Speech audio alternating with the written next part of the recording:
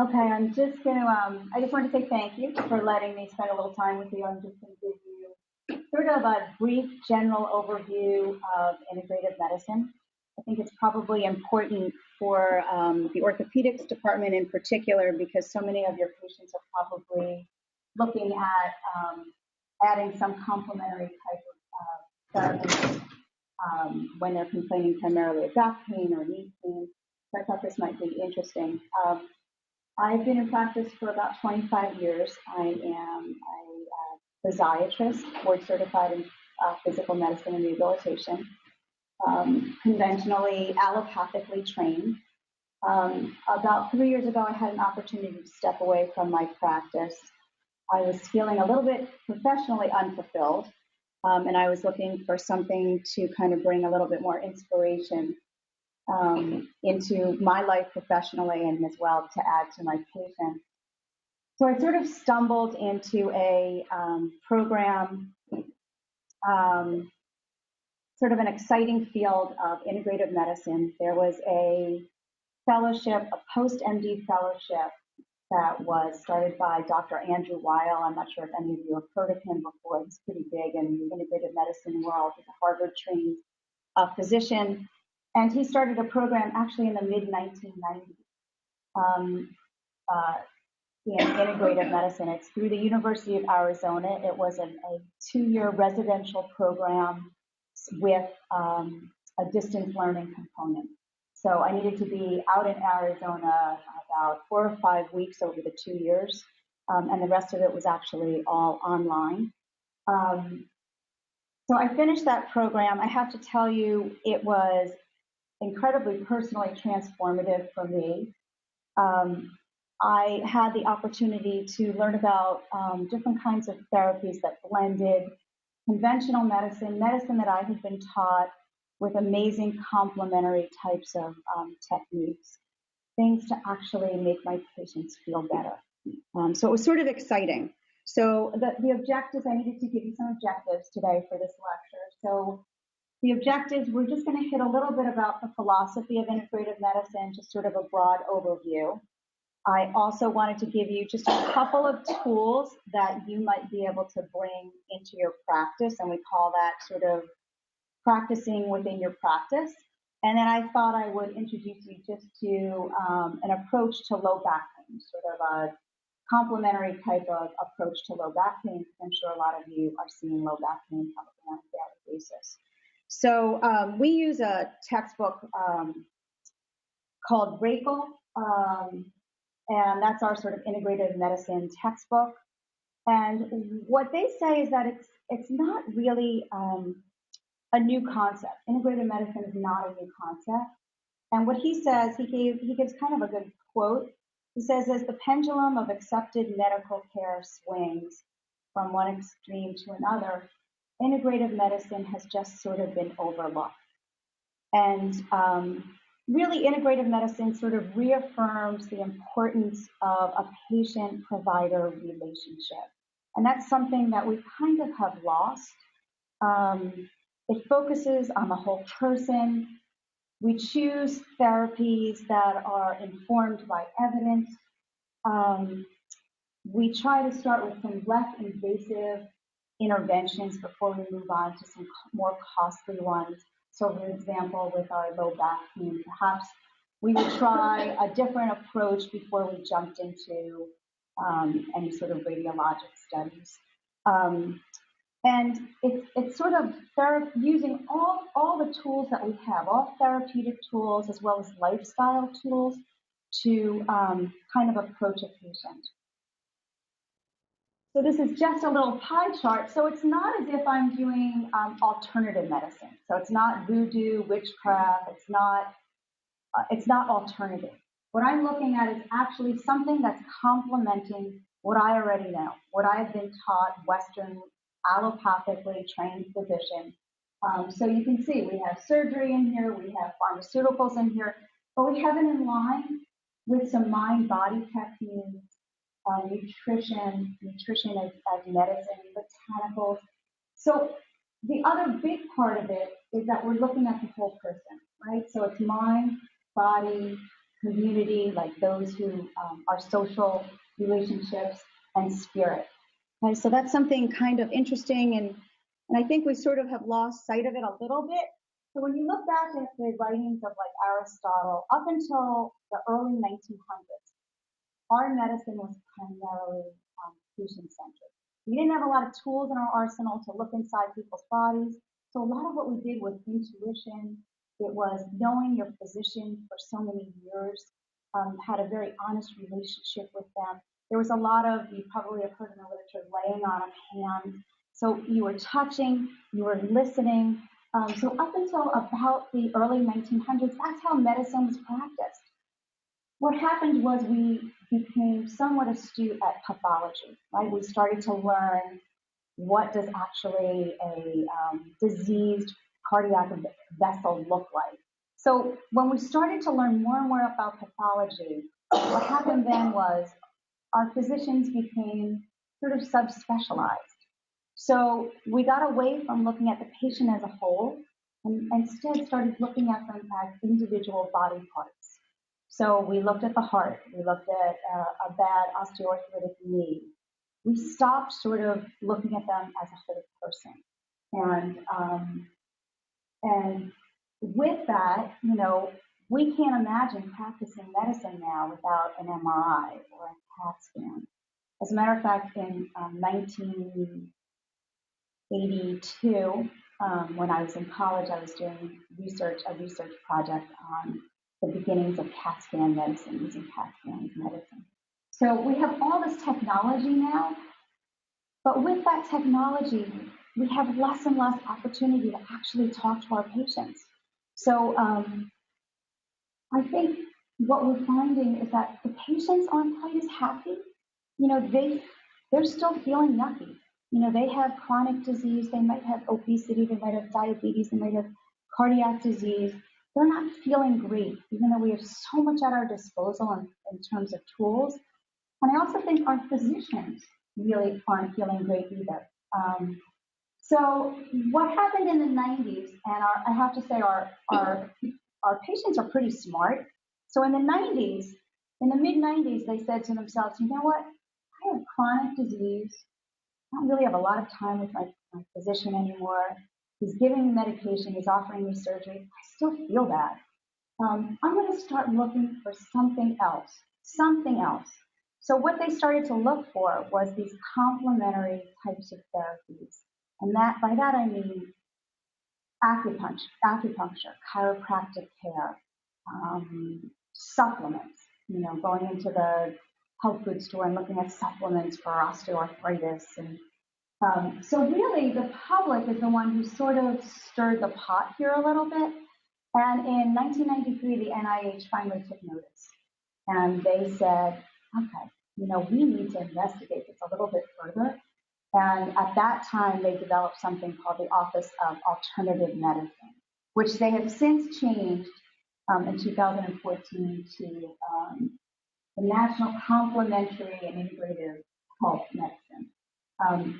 And the great thing about the NIH getting involved was that now we could get funding, right? Because everything that we do is based on research. It's based on a research study that was done. So the NCCIH now made it possible for us to actually study some of these complementary techniques, which, for example, acupuncture has been around for 2,000 years. However, it was never really tested in a double-blind placebo study. So now we have an opportunity to do that. So when I'm going to be offering your patients something, I'm going to be offering it based on evidence-based research, which was really vital to growing integrative medicine. So the NIH put this out this year. So complementary, alternative, or integrative health, what's in a name? And the thing that you need to remember, so that we're not talking about voodoo medicine, is that integrative medicine is working with mainstream medicine. It's a blending of the two, as opposed to alternative care, which is not mainstream at all. So for example, if I had a patient who had a new diagnosis of prostate cancer and came to me and wanted to know if possibly I could treat his prostate cancer with botanical, with herbs. My job is to say absolutely not. We know how to treat your prostate cancer. There's been studies and studies and studies showing that this chemotherapy agent or this surgical procedure is what you need to do. I can join you in that journey. I can give you a botanical herb that may help your nausea and vomiting after your chemotherapy, but we're going the way that we know is going to work. So that's the biggest thing. It is not in any way, shape, or form alternative medicine. What we are doing is evidence-based. Okay, so that's a really big thing to know. So if you just look at this, is a 2007 study, but natural products are primarily botanical herbs, but we can also include in them fish oils, which probably many of you are on, vitamin D, some other supplements, deep breathing, meditation, chiropractic care, yoga, diet is food, which I'm really interested in.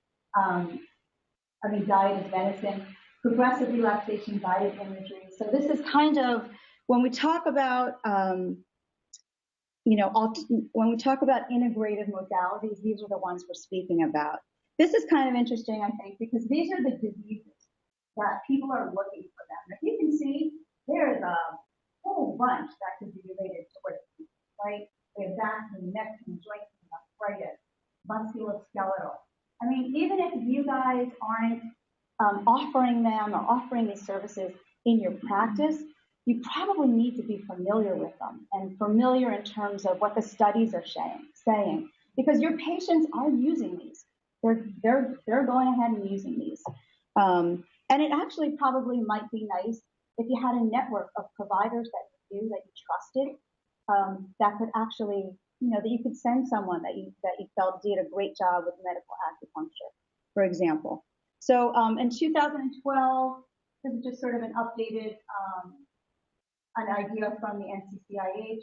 Again, natural products, meaning all of your herbals, all of your supplements. Yoga is really big. Tai Chi's up there. Deep breathing exercises, which I'm going to show you in a second. And I have to tell you, I do that for all my patients when I see them, every time I see them. Massage, meditation, and so forth, okay? So that's what we're talking about. My guess is many of you are actually probably even using some of these techniques. Sir William Osler was a Canadian neurosurgeon. He actually was one of the founders of Johns Hopkins University. He was intimately involved in teaching medical students and residents. I thought this was great. It's more important to know what sort of patient has a disease than what disease a patient has.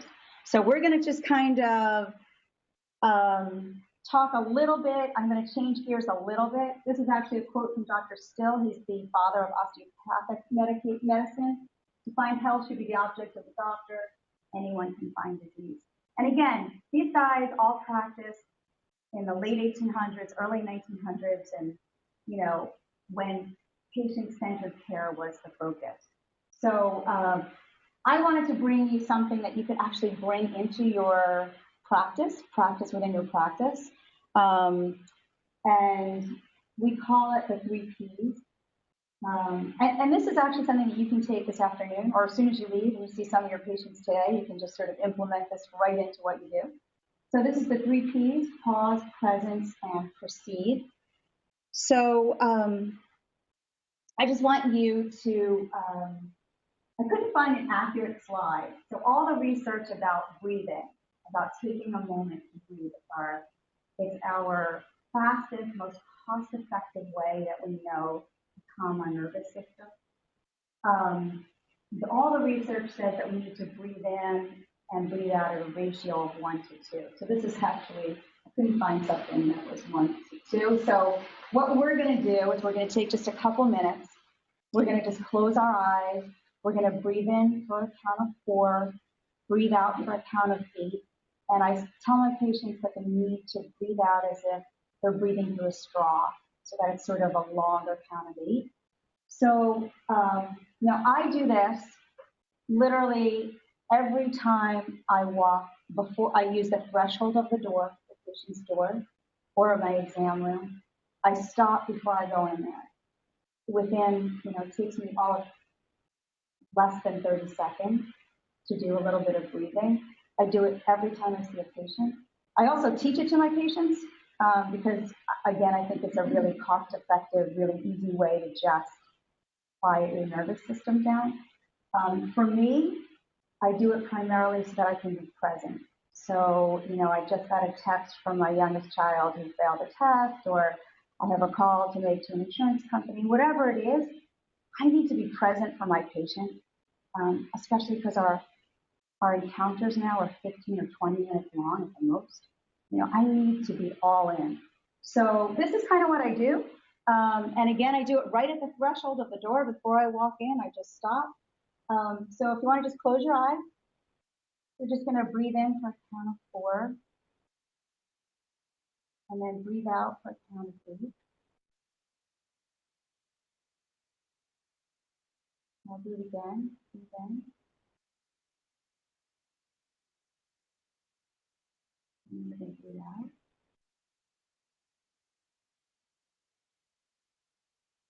So hopefully all of you are a little more mindful right now, but really, this is what we did. So this is the actual pathophysiologic effect of just taking a moment to stop. So we're stabilizing the autonomic nervous system. So that's what I said, right? I mean, it can be done any time of the day, cost effective. You don't need any equipment. The easiest thing we can do to just quiet our minds and make us present. I'm going to talk a little bit about heart rate variability, so I'm going to skip that. It decreases our systolic, diastolic, mean arterial blood pressure, improves lung function, immune function, moods, blood and lymph, improves our digestion. In the middle of the night, if you wake up and you need to get back to sleep, it's one of the easiest ways to help you get back to sleep in the middle of the night. I will talk about heart rate variability because there's some really great research. I just want to say that when I teach it to my patients, actually, I sometimes let them hold their stomach and put their hand on their heart, just so they can kind of feel their diaphragm go up and down, and they can feel their heartbeat. It would look kind of silly for me to do it in the hallway, I think, just sort of holding myself like that. So I don't do that, but I do teach my patients to do that. So with heart rate variability, so what they found is that our heart rate variability is something that is monitored by our parasympathetic nervous system and the sympathetic nervous system. So remember that the sympathetic nervous system is that flight or fight response, and the parasympathetic, which is controlled, the vagus nerve is involved in that. That's where we kind of slow everything down. So,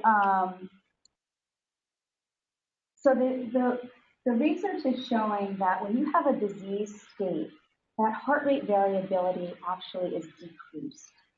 And because it's decreased, what they think is happening is that our vagus nerve may not be able to actually help in that calming process. They feel like it's a little bit impaired.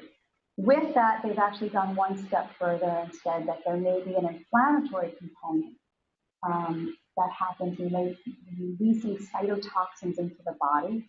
And this is all related to when you have a disease state and your heart rate variability is decreased.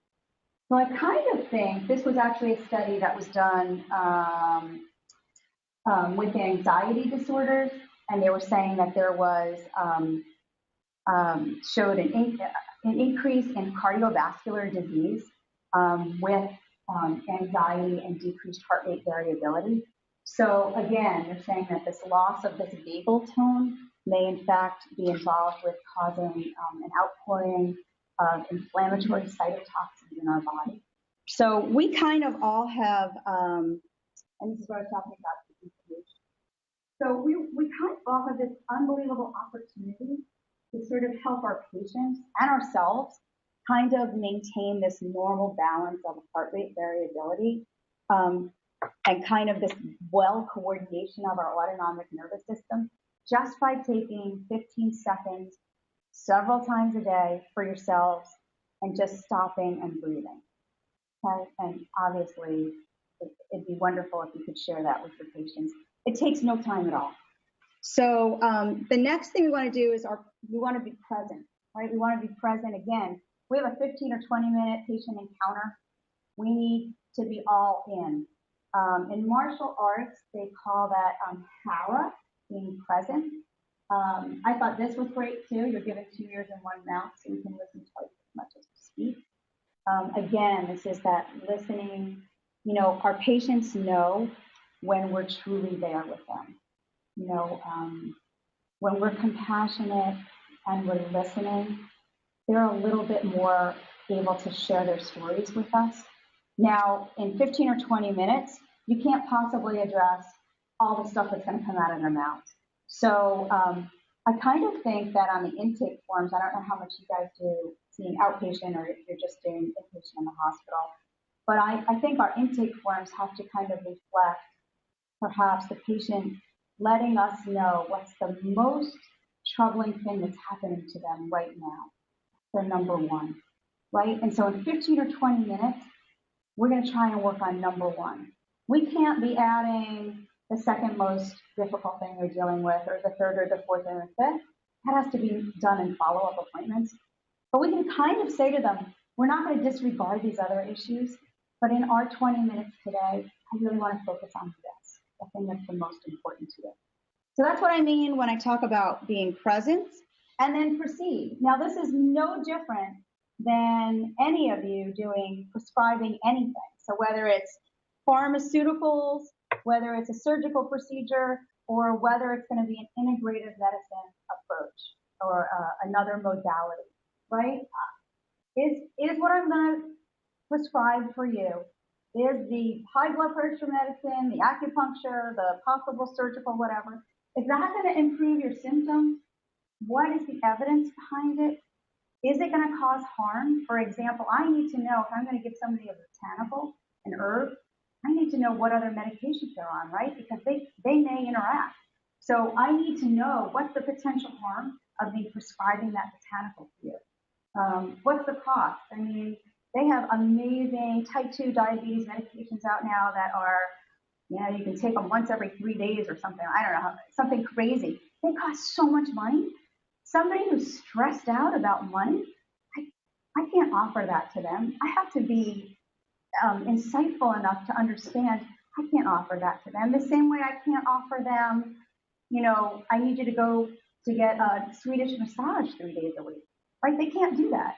I can, however, give them an app, which is they can download for free on learning how to meditate or some guided imagery. So I have to be in tune with that.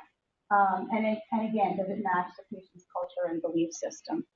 Okay, so really the whole point of all this is that when I'm going to be prescribing some sort of integrative approach to help your patients, it needs to be personalized, it needs to be patient-driven, and has to be proactive, okay? The other thing that I just want to touch on really quickly is we were all taught, now I'm not sure how they teach PAs, but I can tell you that in allopathic medical schools, we are taught something called directional interviewing, which goes like this. Mr. Smith, I'm looking at your blood pressure numbers, and I see they're really high. I'm just wondering, have you been compliant with your medication? You know, the studies are all showing that if we can't get a hold on this blood pressure, your risk of stroke is going to go up, okay? So I really need you to be compliant with that medication. That is a directional interviewing style. That's what we learned in medical school. We've taken it one step further in integrative medicine. We sort of changed it. We've changed it because we want the patient to be the one who's actually driving the bus here. So this is what we want to say instead. We want to say, would it be okay if I asked a couple questions about how you're taking care of your blood pressure? You know, what are you doing these days that you think might make a positive contribution to your or help with your blood pressure? Or most of us sometimes forget to take our medicines or forget to follow through on things that we decided would be good for our health. What are you sometimes forgetting to do? Or how can we, or not getting around to doing that might otherwise help your health?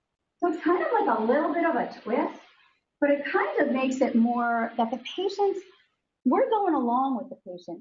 We're trying to find their motivation. We're not sort of directing them as to what to do. We want them to be on board as well. Okay, so the thing that they taught us, which I thought was kind of interesting, at least for physicians, I mean, hopefully PAs don't think they're the only experts in the room, because physicians sometimes feel like we are the only experts in the room. So that's what they sort of said. We have to kind of quit our job, meaning we can't be the only expert in the room, right? Our patient, we don't know what their patient's experiences have been. They know a lot. They understand why they're not following through on certain things. We need to just get to the core. We need to understand them, right? This is what I'm talking about. We can no longer in healthcare be the bus driver. We have to get onto the bus with our patient. We can ride alongside them. We can sort of get some idea of their experiences and how they got to where they are. We can't be pissed off at them when they get off the bus at an earlier stop than we thought would be appropriate. You know, it has to be more patient-driven, more patient-centered. And then the last one was sort of go fishing, meaning that, you know, as we have to make our patients feel that they are confident, that we can develop a plan together, that we can motivate them, and in the end, it's going to have to be them that follows through, right? We can take a break. We don't have to be the one completely responsible. We can go take a break and go on vacation. So the last thing I'm going to do is just talk to you a little bit about an approach to back pain, which is probably not too different from what you guys do, but just maybe to give you a little bit more options, perhaps. So as you know, back pain is incredibly difficult to treat. It is like the 5th most common reason why someone will show up at their PCP's office. And it's the #1 reason why people are looking for complementary therapies. And you saw that on those graphs before. This came out, which is kind of exciting for me anyway. This came out in April of this year. The American College of Physicians put out a template of how they thought we should go about treating back pain at a non-invasive, non-surgical way. Okay, they broke down back pain into acute, meaning less than 6 weeks, subacute, 6 to 12 weeks, and then chronic back pain, as we know, greater than 12 weeks. If you can see, this is the little template. So I don't know why ICE isn't there under recommendation 1, but they want you to go ahead and start with a non-pharmacological approach first. So that would be using modalities, massage, acupuncture, spinal manipulation is chiropractic care.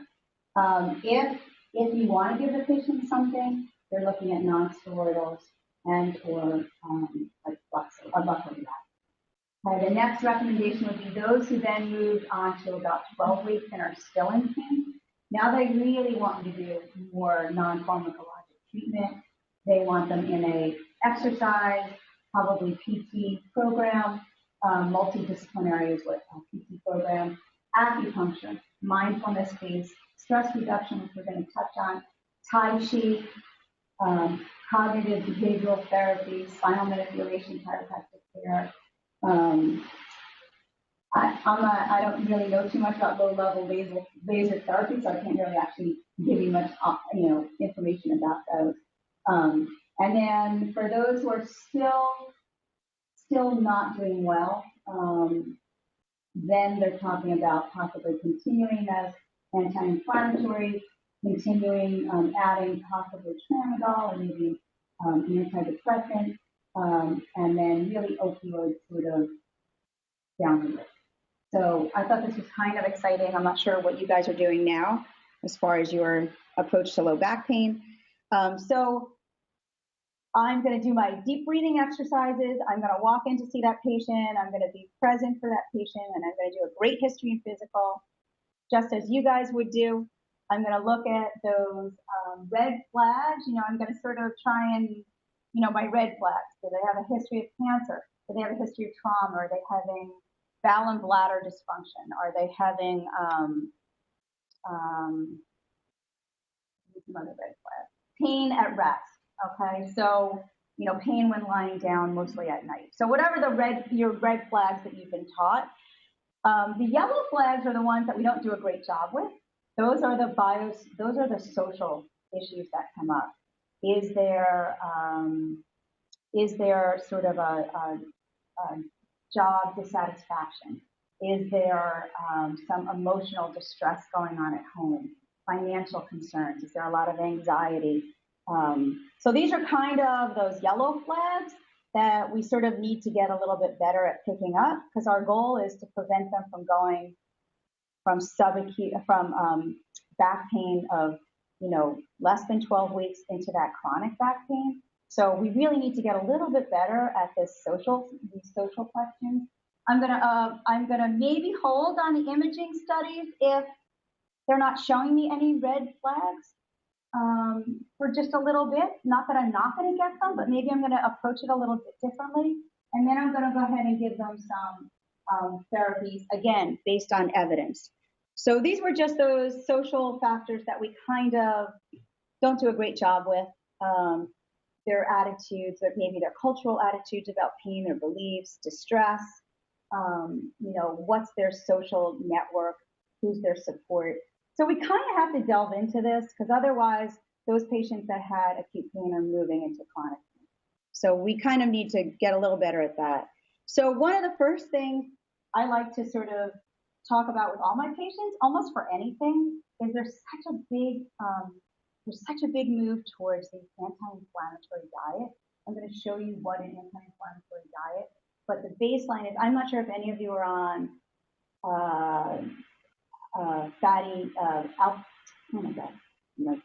omega-3 fatty acids. I don't know if any of you take fish oil or fish oil supplements, or if any of your patients are on fish oil supplements. But the big push right now is trying to decrease the inflammatory response in our body. And all the research is indicating that for everything, heart disease, diabetes, arthritis, fibromyalgia, for everything within our bodies, inflammation plays a part, plays a huge role. So Dr. Weil actually developed this particular anti-inflammatory diet, 20 years ago. He did it based off of a Mediterranean diet, which probably you're very familiar with, and an Eastern diet. And a Mediterranean, both of those, he looked at cultures around the world where they had longevity, but they also had decreased disease and longevity. So they weren't just, they just weren't sick old people. These were like healthy old people. Now, both of those cultures also had exercise in there, which isn't part of that. But, the old women, you remember all those yogurt commercials about the women from Greece. They were up and down the hills. And so exercise is a big component. But this was the anti-inflammatory diet that he produced. And primarily, I tell my patients, you want to go grocery shopping around the perimeter of the grocery store. So those are all the perishable and fresh items. That's what this anti-inflammatory diet is. It's not the stuff in the middle that has a shelf life of 15 years. That's not it. So, and it's a pretty easy diet. There's really not much that you can't eat. It's primarily plant-based. So we're pushing more of the healthy vegetables and fruits. But you can eat meat. It's up there. I think it's just less. It's just less than the traditional Western diet that we've been so accustomed to. The other thing, the healthy fat.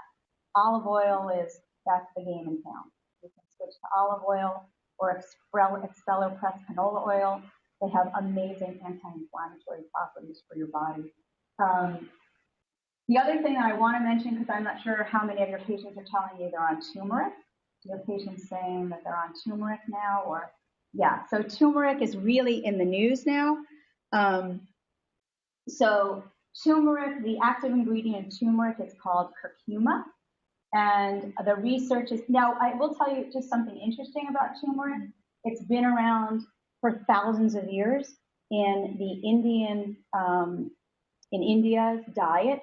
It's if you've heard of Ayurvedic medicine, it's huge in Ayurvedic medicine.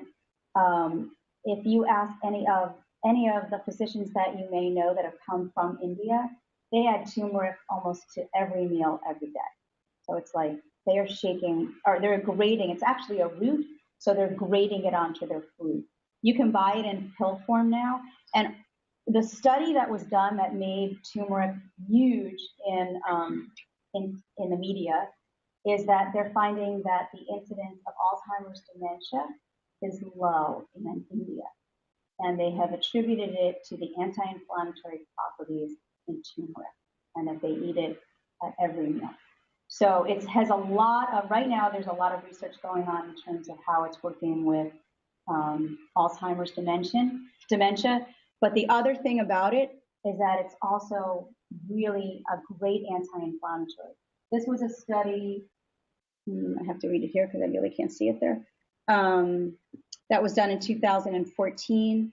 I believe this was a double-blinded study looking at 367 knee patients, and they looked at this turmeric, giving them turmeric versus giving them ibuprofen, and I think that both groups felt better. So, and there was actually a little bit better safety profile with the turmeric. They didn't have as much GI distress. So I'm not sure if that's something you guys are looking at now, or your patients are telling you they're on and enjoying or feeling something about it. This was just a review article where they were also talking about, how plant-based whole foods helps with inflammation and hence with arthritis. This is just to remind me, this is where we're talking about just meditation. So meditation really, for most people, it's just something that helps them clear their heads. I always tell my children, you need to be on the outside of the tornado, because if you're stuck on the inside of the tornado, right, you have no perspective. You just get caught up. But if you can sort of remove yourself and look at the tornado from the outside, looking in, you have a much better way of handling all the stuff that tornado is throwing at you. So that's kind of what meditation is. There was a study that looked at, so mindfulness-based stress reduction versus cognitive behavioral therapy. I could spend hours talking to you about each one of these, but essentially the bottom line is it's changing your perspective. It's changing how you're going to react to something, and changes your perspective. And in this particular study, again, this was a randomized controlled study. I think this was an interviewer blind study looking at a pretty large patient population, 300 plus patients with back pain. And they did this study based against usual care. So the usual care modalities for back pain, and then they introduced these. At 26 weeks, the patient receiving mindfulness-based studies and CBT felt great. They definitely had functional improvement. So just something to kind of keep in our little arsenal. This was just a study that was done on adding chiropractic care. This was a study that was looked at, I think this was active duty military personnel, 18 to 35 years old. This study was done on acute back pain. They had some basic chiropractic manipulation done. And again, there was a significant response in terms of functional outcome and decreased pain. There is so much with medicinal herbs, and again, if you're going to prescribe them, you need to know their interactions with traditional medications, okay? Because some of them do have interactions, but this was not a great study, and I apologize, I didn't have more time to but it is from 2016. This was just sort of a review, a Cochrane review. It looked at multiple studies of using different herbs. So again, do people come to you telling you they're on arnica? Does anyone ever tell you they're on arnica at all? So for their back pain. So this looked at arnica, it looked at comfrey, cayenne, devil's claw, and white willow bark. The problem with this review was that they felt it didn't actually have the patients tested. There was no like control group who was just receiving usual care. So, but they did feel that it was important enough to maybe design a better study going forward. And this is actually white willow bark. You can use it as a tea, or it comes in capsule form. White willow bark.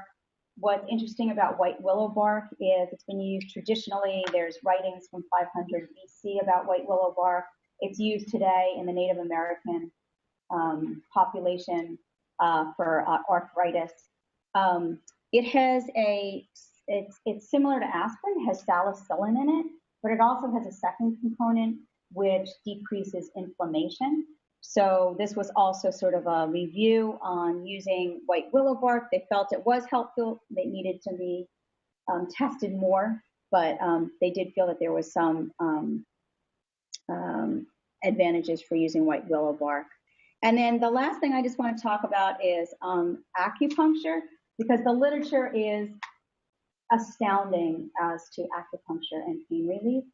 It is all double-blinded studies, controlled studies. So acupuncture is part of traditional Chinese medicine. Traditional Chinese medicine has been around for thousands of years. It includes actually herbs. It includes movements such as Tai Chi, meditation, and acupuncture. So if you were to see a traditional Chinese medicine physician, they would be giving you all of those, including cupping, which I'm sure you guys are all aware of as well. So that's all part of traditional Chinese medicine. They felt, again, it was a very reasonable referral option. It's cost effective. This one as well. This is done. This was actually just right now. This was just came out October of 2017. This looked at actually, besides just back pain, it looked at shoulder pain, it looked at headaches, and back pain, all chronic pain conditions. Again, they thought it was very effective, safe, cost-effective. Again, you need a well-trained medical or healthcare medical acupuncturist. Okay, so this last slide is my oldest daughter works in LA, and this was in last Sunday's LA Times. It was an op-ed piece. To me, she thought I'd be interested. Why more doctors are embracing scientifically sound integrative medicine. It was written by about 20 different physicians. So I do think the pendulum is swinging back. I think it's probably makes sense for us our patients are using a lot of these therapies. It's probably our responsibility to at least be comfortable knowing about what the literature is talking about, being able to maybe help them if they are taking turmeric, what particular brands of turmeric might be, in terms of like good manufacturing standards. It's probably not a bad idea for us to kind of get familiar with some of this. And I'm happy to come back and talk with you about any of these in depth at another time. So if you have any questions. That was really good.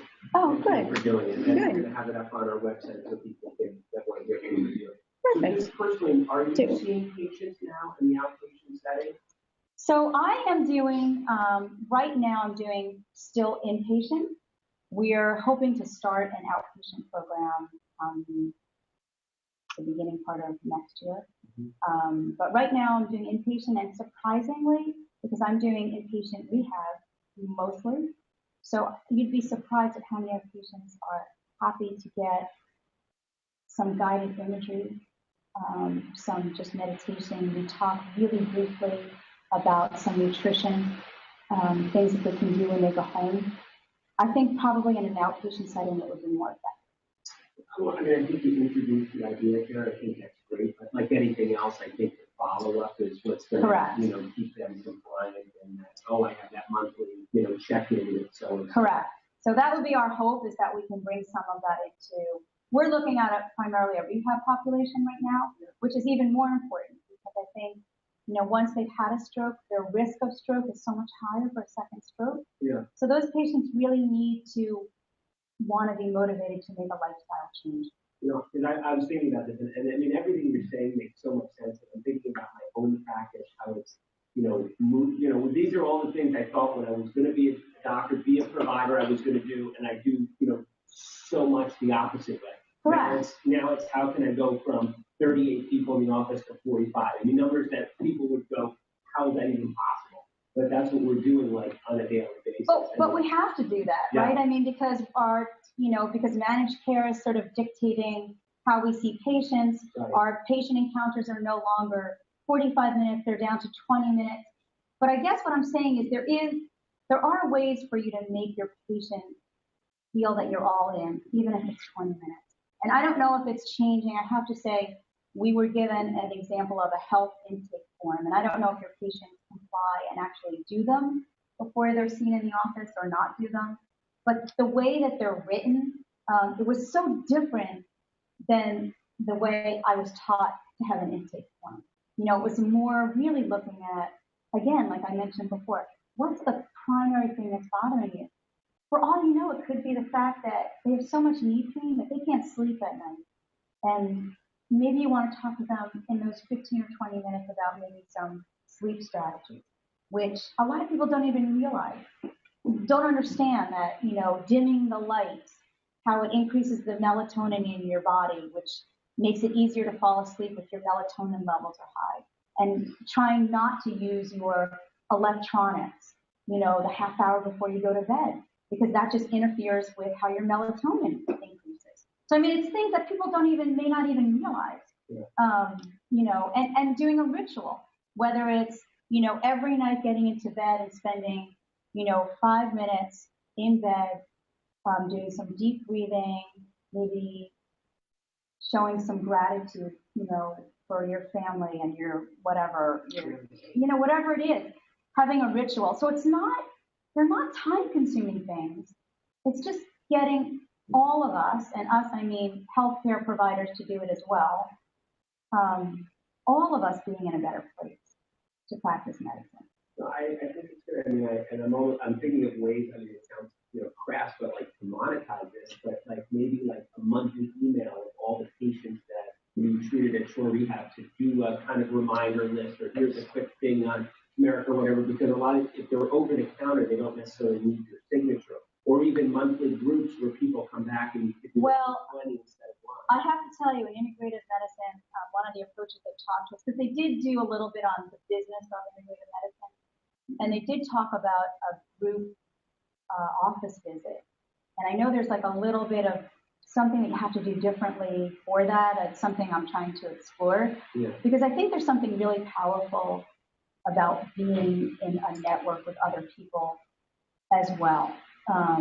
And, whether, I don't think anyone getting their blood pressure checked is, in the hallway, I'm not sure if that's a HIPAA violation or not. I'm not sure what the specifics are to do a group visit, but I think that's one of the things that would be really powerful. And I also, just to let you know, your patients may be coming in with, 1,000 turmeric pills that they got at Costco for $3 or something crazy like that. But those, you don't really know what's in those. Just like medications, pharmaceuticals, there are companies that test every batch of their turmeric or, their fish oil. And there's some really great companies that have really good manufacturing practices. And then there's not so great companies. So, even that, and again, it may not be something that you're comfortable with prescribing for your patient, but when you ask them what they're taking and you say to them, and they tell you they're taking turmeric, you want to at least say to them, if you're going to be using turmeric, these are some of the companies that I know have good manufacturing standards and have, a third party come in and test the quality of their botanicals. Even reading the back of the label, I had to learn how to read the back of a botanical label. I had no idea. Not that we would have any idea. It says, how much turmeric root versus ground turmeric or whatever it is. I had to learn all that.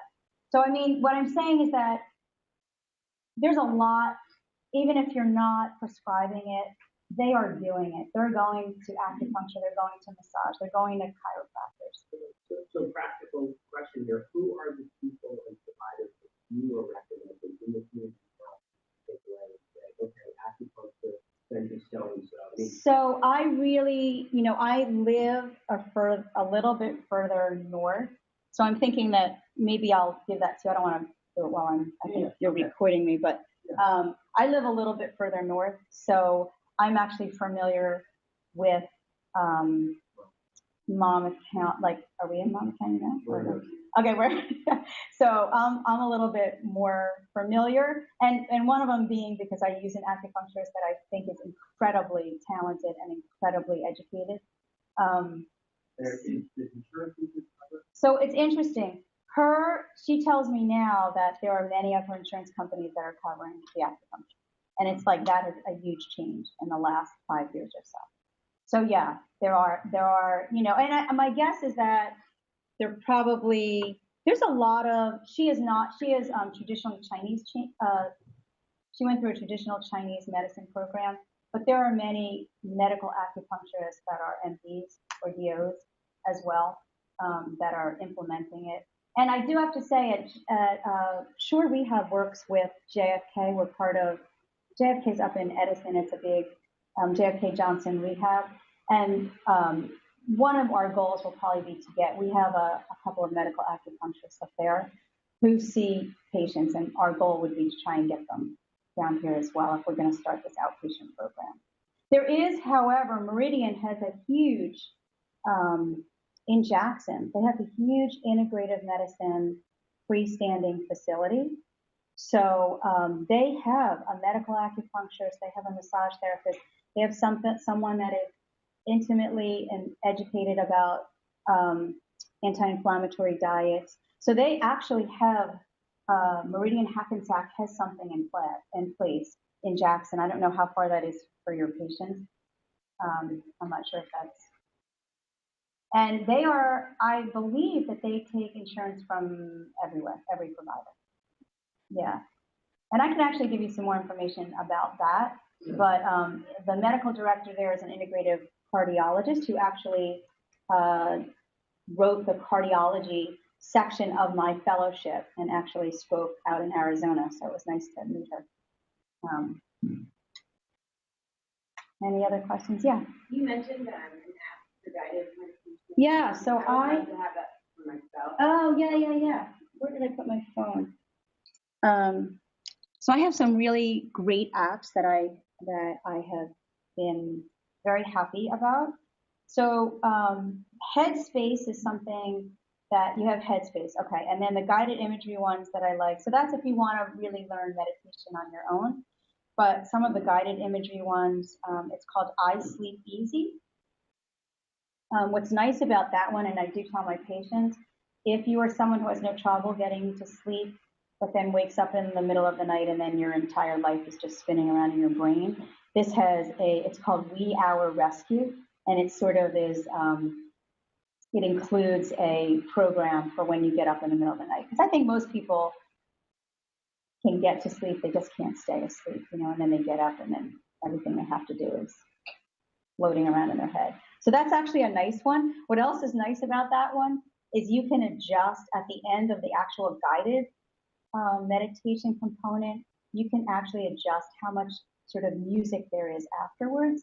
So when I've used it, sometimes I'll put like just 5 minutes of extra music, but sometimes if I have like a lot on my mind and I'm having trouble, I'll make that like 15 more minutes of extra music. So that one I really like. There's one called Take a Break. You know who else does them? I'm going to give you her name, but I'm probably pronouncing it wrong. It's Bella Napperstuck. It's like a funky name. She is sort of the guided imagery guru. And Kaiser Permanente, which is the really big hospital network out in California, you can actually listen to all of hers for free through the Kaiser Permanente site. So if you went onto the Kaiser Permanente site, there is, and you look up guided imagery, a whole bunch come down. So sometimes I just tell patients to do it that way. Because some of the other ones you have to, some of them are $1 or $2, or these are all you can just get. I don't think you can download them yourself, but you can sort of listen to them through the Kaiser Permanente site. Yeah. They're pretty powerful. They're really powerful. And again, it's just really changing your perception of things. Anything else I can answer? Yeah. Yeah, I knew you were going to ask me that. So what I'll do is, I'll email you, and again, these are like during our fellowship, they had sort of like I guess they weren't allowed to actually tell you what they were. We had it was the same thing. We had to tell you like off recording. I guess that's for whatever that is. But yeah, we said the same thing. We're like, you want us to go out there and, talk these up? Which ones? What are we talking up? So, and there's a couple of websites too. So I can get that all to him. I can share that with him. You can take a look. Great. Okay. Thank you. Good. Have a great rest of the day. Now I have to get some of our other surgeons to listen to this. I think that would be really ideal. There's. Are you still recording? I'm going to stop. Okay. Before we say anything.